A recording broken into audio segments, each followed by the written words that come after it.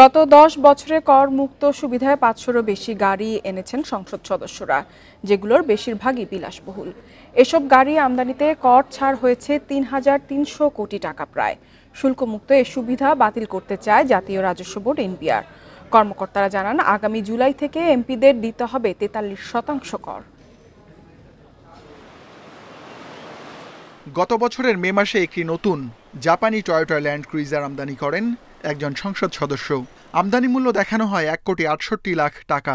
2021 সালের মডেলের গাড়িটিতে মোট শুল্ক কর 826% প্রায়। শুল্ক করের পরিমাণ দাঁড়ায় 14 কোটি টাকা। কিন্তু সংসদ সদস্যের গাড়ি শুল্কমুক্ত হওয়ায় এতে কোনো কর দিতে হয়নি। এনবিআরের হিসাবে 2014 থেকে 23 সালে শুল্কমুক্ত সুবিধায় সংসদ সদস্যদের জন্য আনা হয়েছে অন্তত 524টি গাড়ি, যেগুলোর মূল্য দেখানো হয় 398 কোটি টাকা। এসব গাড়ির 450টিতেই কর হার 826%। সব মিলিয়ে গাড়িগুলোতে কর মাফ হয়েছে 3,300 কোটি টাকা। দাতা সংস্থা আইএমএফ এর চাপে আয় বাড়ানোর উপায় খুঁজছে এনবিআর। এরই অংশ হিসেবে এমপিদের গাড়িতে কর বসাতে চায় সংস্থাটি। মিলেছে প্রধানমন্ত্রীর সম্মতিও।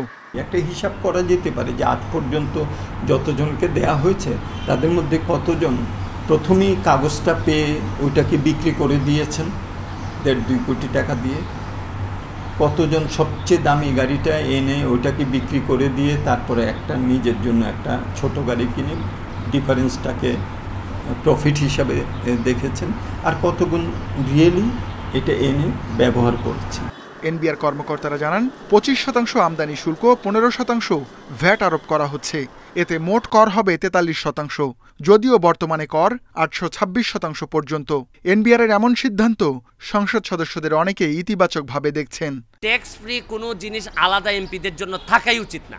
যেটা করা লাগবে এটা হচ্ছে কি এমপিদেরকে বিনা পয়সায় রাষ্ট্র একটা গাড়ি দিবে, এটা কম দামি হোক বা যেভাবেই হোক, এই গাড়ি চড়েই উনি এলাকার জন্য কাজ করবেন। যতদিন 5 বছর থাকবেন উনি এলাকার কাজ করবেন সরকারি গাড়িতে।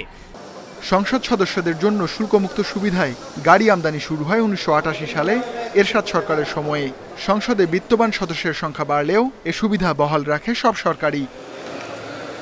Ruhul Amin, independent news, Dhaka.